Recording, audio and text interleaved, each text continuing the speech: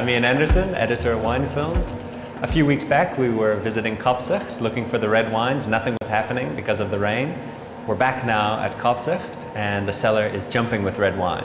So now we're going to meet Charles Coetzee, the winemaker, and he's going to take us through what's happening.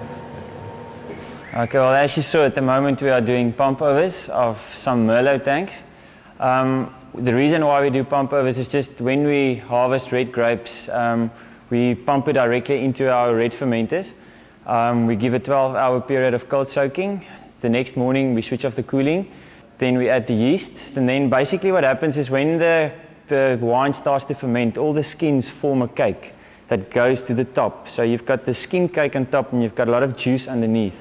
Now everybody knows to make a good red wine, you have to get as much out of that skins as possible in terms of color and flavorants, whatever you want to extract out of the skins. So what we then do is we connect the pipe at the bottom valve and then we subtract the juice, it goes through a pump, and on the top of the tanks it's got a sprinkling system.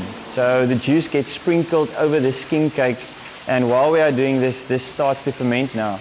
As soon as the cake starts, we do this 24 hours a day. We leave the pumps in the evening, keep on running, because we want to extract as much color as possible. We've got our half a tank, which we call our swimming pool, which we use to give air. That's what you saw. We pump, basically we fill up the swimming pool with a lot of juice, and then from the swimming pool we pump it back into the tank. That's just to open up the wine, you know, to bind the color, to, you know, just to make it softer, to bind some of the tannins. We try to do every tank 2 times a day, and in between, as I said, we keep the pumps running all the time to get as much juice in contact with all the skins as possible. Now your brain starts to work overtime because you must try to give each tank, you know, the same amount of air, the same amount of pump overs.